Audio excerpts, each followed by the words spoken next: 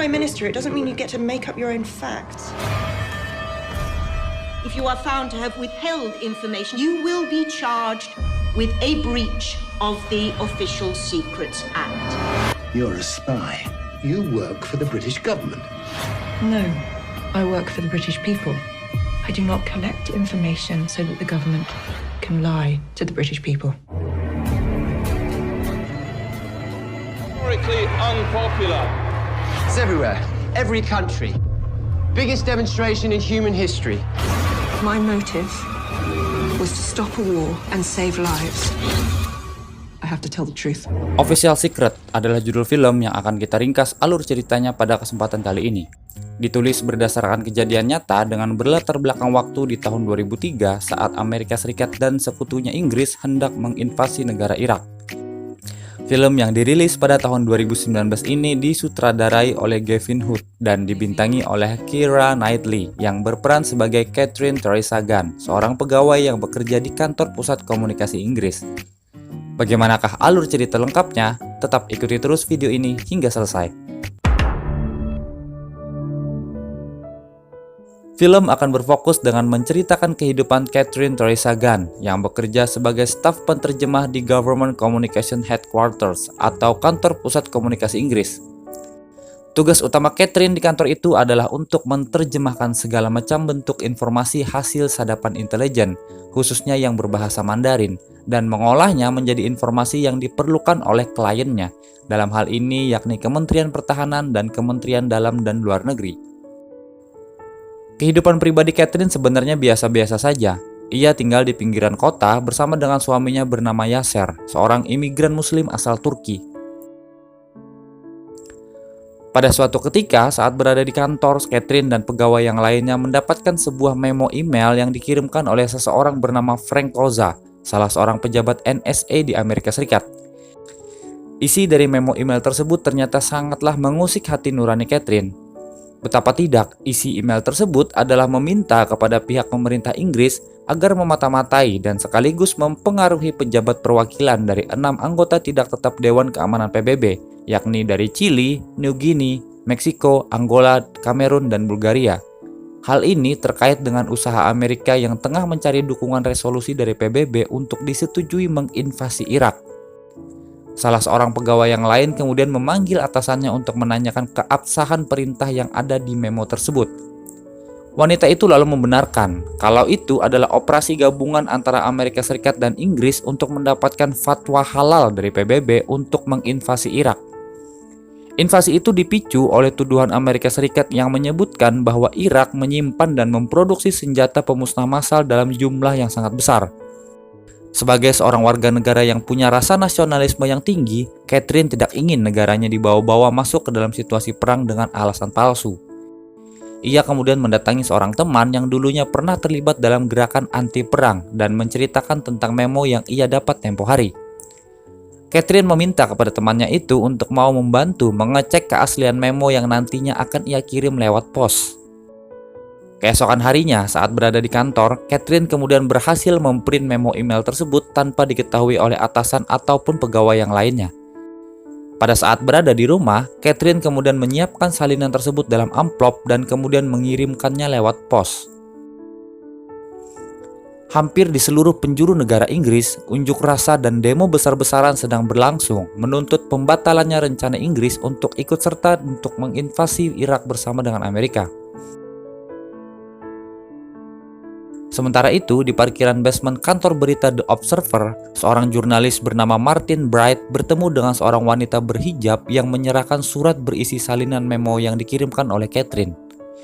Wanita yang bernama Yvonne Ridley itu adalah seorang aktivis anti-perang yang sebelumnya sudah mencoba memberikan surat tersebut ke pihak kantor berita yang lain, namun ditolak karena dianggap palsu oleh mereka. Yvonne kemudian meminta kepada Martin sebagai seorang jurnalis untuk mencari tahu tentang kebenaran isi dari memo tersebut. Martin kemudian berkonsultasi dengan Peter Beaumont, seorang jurnalis senior The Observer yang kemudian mengizinkan Martin untuk menyelidiki kebenaran memo tersebut demi kepentingan jurnalisme. Martin lalu memulai investigasinya tersebut dengan mendatangi beberapa orang koneksinya untuk dimintai pendapat terkait memo yang ia dapat. Martin juga meminta bantuan kepada koresponden Observer yang ada di Washington DC, Edward Foliami, untuk membantunya dalam investigasi terkait kebenaran memo tersebut.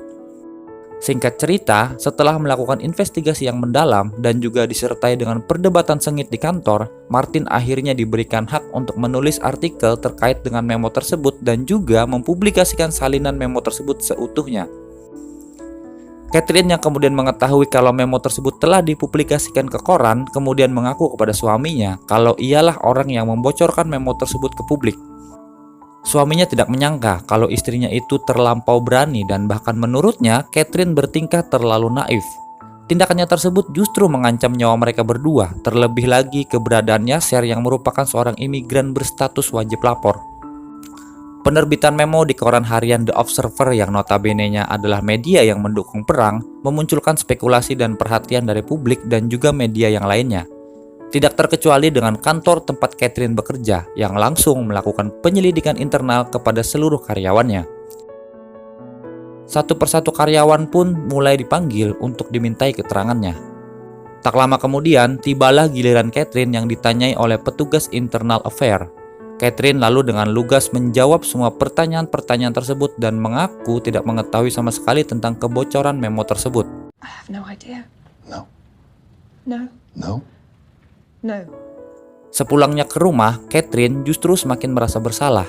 Karena dengan tidak mengakunya ia, itu berarti akan ada seseorang yang akan dipersalahkan. Dan itu juga berarti memperlebar peluang Amerika Serikat untuk menyangkal kebenaran isi dari memo tersebut. Karena pada publikasi di koran tidak disebutkan nama sumber yang membocorkannya. Oleh karena itulah pada 2 hari berikutnya saat berada di kantor, Catherine lalu memutuskan untuk mengakui perbuatannya itu. I did it. It was me. Ia kemudian ditangkap dan dijebloskan ke dalam penjara selama 1 malam dan dibebaskan pada esok harinya dengan jaminan wajib lapor 3 bulan pertama. Namun sebelum ia dibebaskan, Catherine dimintai keterangan oleh seorang detektif yang mewawancarainya terkait motif utama Catherine membocorkan memo tersebut. Catherine mengatakan kalau ia melakukan hal tersebut tanpa ada paksaan atau suruhan dari siapapun dan ia melakukannya semata-mata demi kemanusiaan, berharap dengan bocornya memo tersebut rencana invasi Amerika dan Inggris ke negara Irak itu dibatalkan. Tapi Catherine ternyata terlalu naif. Pihak sekutu dengan atau tanpa persetujuan Dewan Keamanan PBB tetap melakukan invasi ke negara Irak di tanggal 20 Maret 2003.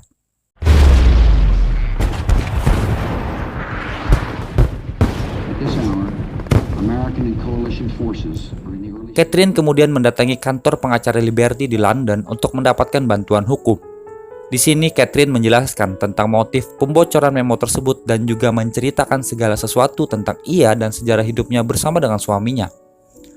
Ben Emerson, kepala firma hukum tersebut, menyebutkan kalau mereka perlu mengetahui semua hal tentang kehidupan Catherine untuk mencegah celah yang kemungkinan bisa digunakan pemerintah untuk mempersulit hidup Catherine seandainya kelak Catherine dituntut oleh pemerintah Inggris.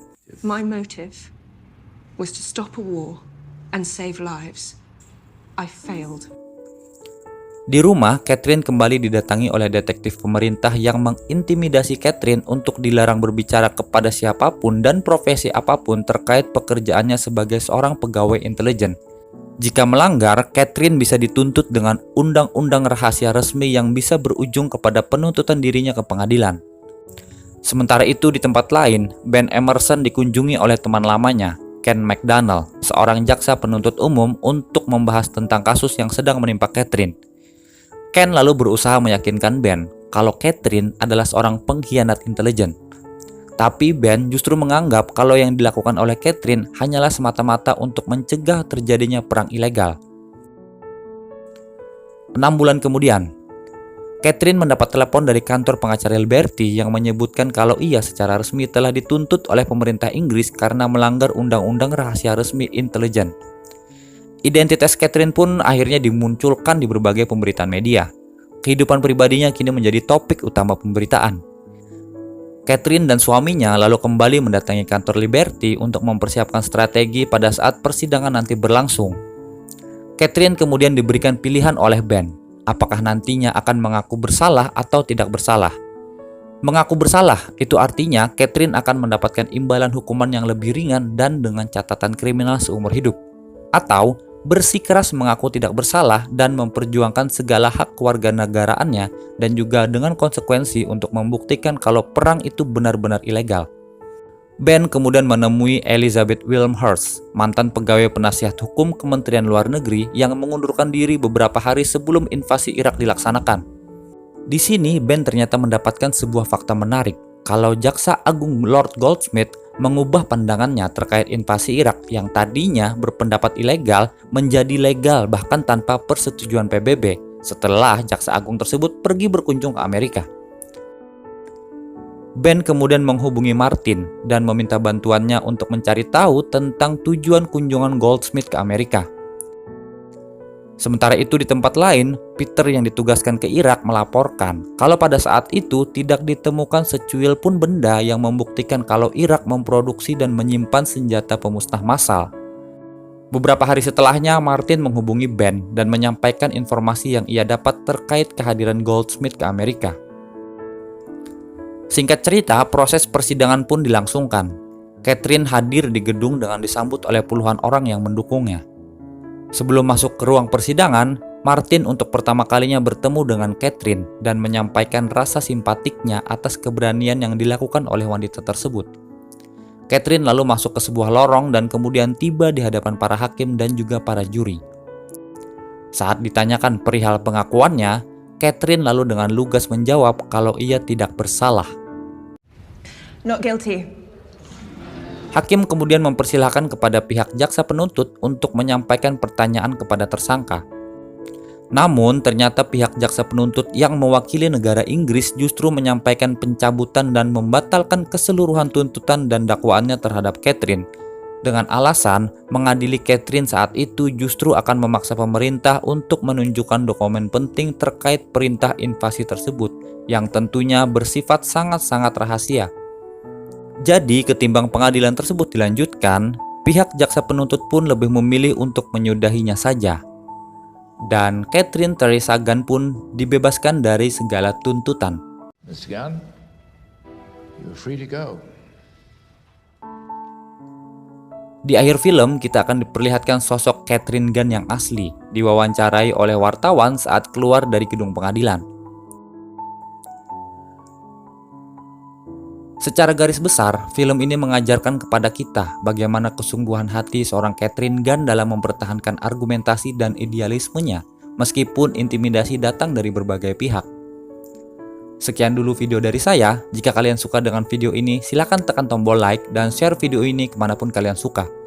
Mohon maaf jika ada salah kata dan cara penyampaian saya yang kurang berkenan di telinga kalian, dan sampai jumpa di video berikutnya.